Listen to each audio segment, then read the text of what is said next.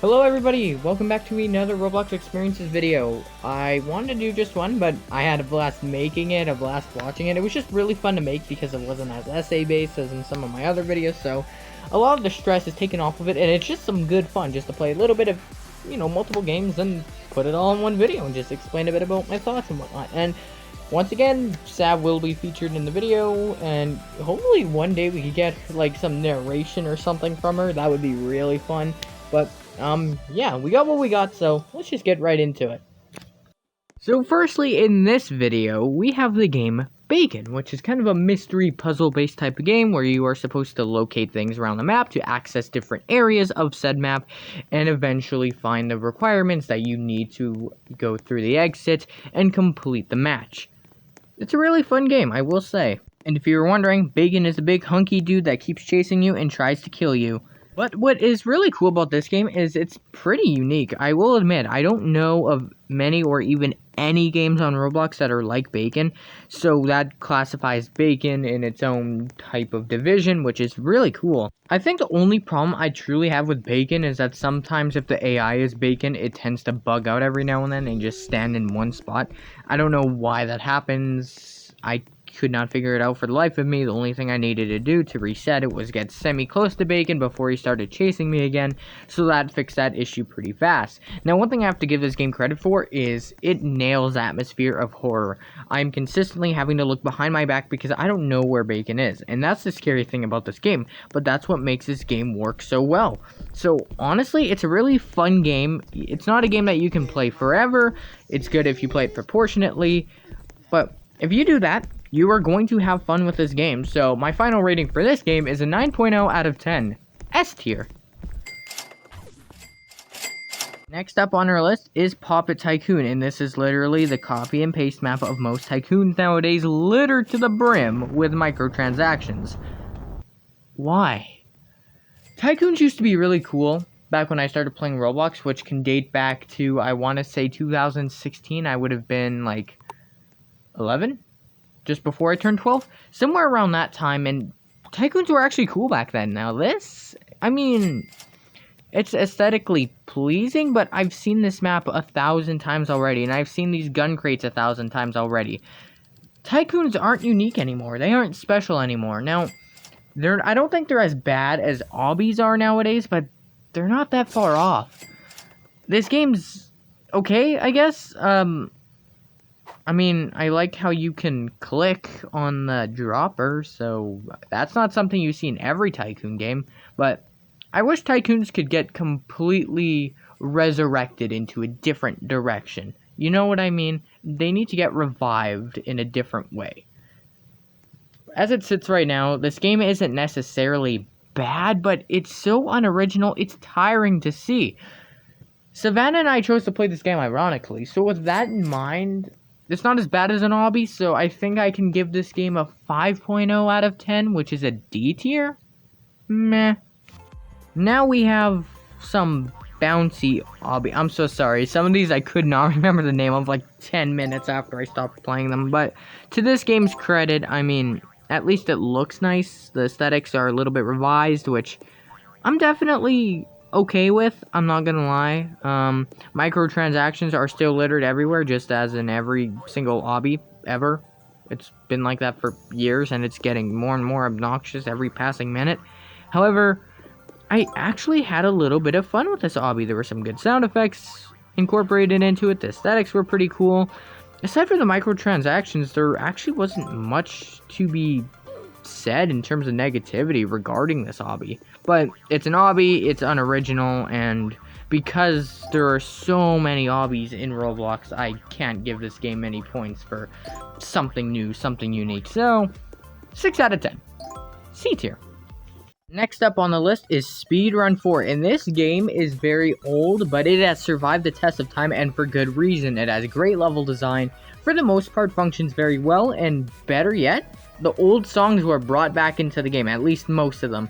So, not only is this a complete vibe fest, but this is like a very versatile game. It's great for killing time when you're alone, just speedrunning by yourself, or racing friends. There's plenty of fun to go around. This game is pretty aesthetically pleasing. There's a lot to it now. There's a couple levels that are frustrating, but they're toward the end of the game, so that makes perfect sense to me. Further you get into the game, harder it gets.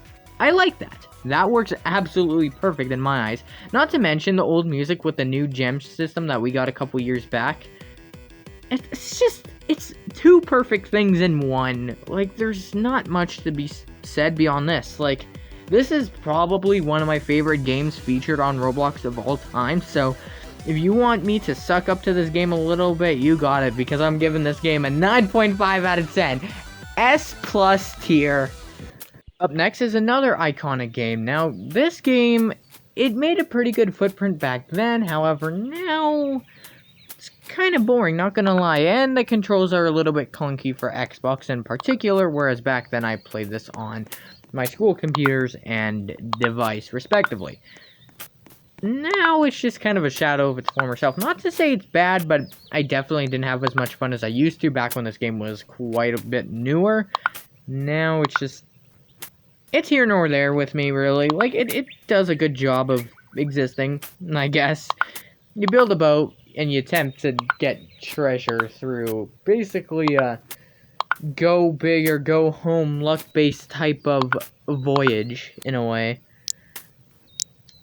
There's just not a lot going for this game. I find this game rather memeable in a way. I can't really take it seriously, and I don't think Savannah can either. This was the first time she played it, and I think she was right there with me when I said this game was kind of a memeable one. Either way, it's not a bad game. It does bring back some good memories, but it just doesn't bring back that euphoria I felt all those years ago. So my final rating for this game, and this is pretty fair, 7.0 out of 10, B tier. Now this game, and I can't remember the exact name for it, you eat food, you grow big, but you only have so much storage, so you sell your digested food, and you can use your gold to buy a bigger tummy? If this sounds stupid, it's because it is. It's one of those really dumb simulator games, and Savannah and I chose to play this game ironically, and oh god, what a shit show. I think it's still better than iPhone 12 Lobby, but not by much. This is not much of an upgrade at all. I mean, you literally eat food and then you get a little bit bigger each time. We've seen this 1,000 times, and not to mention this map itself is so and what the hell is that? Did I touch the portal? I don't... 3 out of 10, get out of my face. Next game is Color Block, and admittedly, I liked this game back then more than I do now. Now, this was the type of game where you were given a color to stand on, and any other color that you stood on would disappear, and there were some alternative modes throughout the game that would kind of change up the formula a little bit, which I admire the creativity behind it, but I have one, or rather two, big issues with this game. First off, when I see certain colors told to me on the screen, it'll say purple, and as you see, it almost looks blue. It'll tell you orange, and it looks brown. The coloring could be a lot better. Like, look! That does not look like orange. It looks like shit brown. That really annoys me, but because I'm used to the issue, I kind of work with it already, but it's still very obnoxious, honestly. So, yeah. And not to mention the music. Oh god, the music. Don't even get me started about the music. Just... If you play a song, and I find it more appealing to bang my head into a wall 16 times, you know your song is shit. So, stop making bad music. Okay? That's all I need to say about this. However, the game itself is really cool. I just wish the coloring and the music could use a little bit more polish to it. So, on that note, I feel like a 7.5 out of 10 is worthy with a B tier. And in this game, you get to see a glimpse of where myself and Savannah finally belong. And, you know, it's been a long time to wait for this one, but yeah, we're culprits now. We're pieces of shit of society, and now we're in jail. Yeah, you guessed it. This is Jailbreak. There's not much to be said about Jailbreak. It's one of the most successful games on Roblox, and honestly, I think it deserves it. The game is pretty in-depth, and admittedly, though it's never been my absolute favorite thing in the world, I still enjoy it for what it is. Would I rather play Speedrun 4 than this? Absolutely. But I'd be lying if I said it did not deserve at least a good score. So, from an objective standpoint, I'm willing to give this game a 9 out of 10. S tier. And that, ladies and gentlemen, concludes this video. So I hope you guys enjoyed this one. I want to make more videos like this because I know Savannah enjoys it, and I enjoy it, and Honestly, I think that's what matters. If the two people behind this video enjoy it, I think we should keep going with it. We both agree that we should turn this into a bit of a mini-series. And yeah, I totally want to forward that idea. So hopefully we'll come out with a new one in, I'd say no more than 2 days. That's the plan. So with that said, hopefully you guys have a good day, and I'll see you in the next one. Take care for now. Peace.